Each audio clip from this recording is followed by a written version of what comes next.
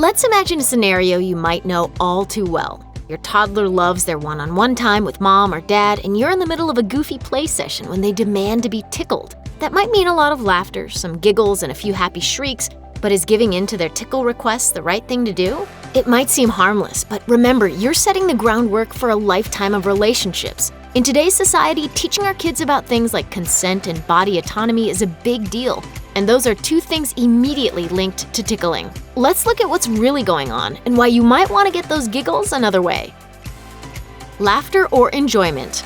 Before tickling your child, you might want to talk to someone who hates it. If you do, they'll likely tell you that despite their aversion, they can't help laughing while being tickled. What's up with that?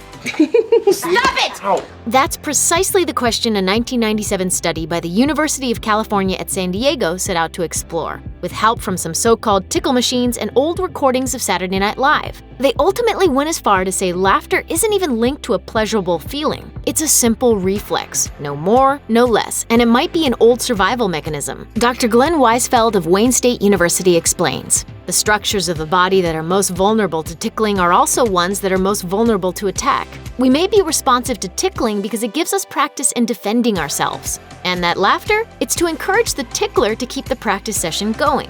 So what does this have to do with tickling a child? Kind of everything. Consent is already a difficult concept to teach a child, and the reflexive laughter that accompanies tickling further confuses things. Ultimately, that makes it difficult for both parents and children to assess enjoyment. Stop!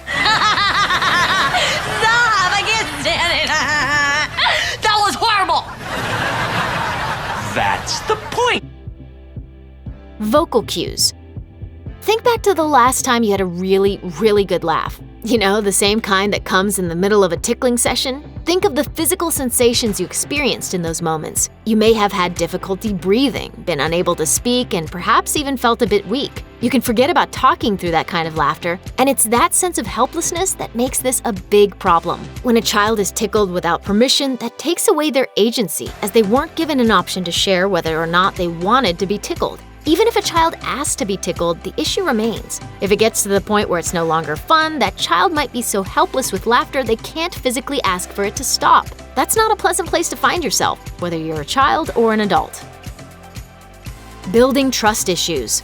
Most people have places they just don't like to be touched, and for some, that dislike might stem from childhood tickling. Dr. Richard Alexander, professor emeritus at the University of Michigan in Ann Arbor, says that tickling against someone's will can actually cause major psychological pain. He says that telling jokes, making people laugh, and being the tickler all serve to raise a person's social status over another. That forced submission can be incredibly uncomfortable for the other party. Alexander points out, a child can be transformed from laughter into tears by going the tiniest bit too far with tickling, raising the question of whether tickling is an expression of dominance. There are lots of people who do abusive tickling, causing great mental pain, and that raises a big question about laughter. That can lead to developing some serious issues that follow us into adulthood. Patty Wipfler, founder and director of the Hand in Hand organization, cites tickling as a common root of deep-seated issues that even impact adult relationships. She writes, "Tickling comes up again and again as an experience that has been hurtful. I've listened to a number of adults who can't relax when others are in close proximity to them. They are internally on guard." Explaining consent.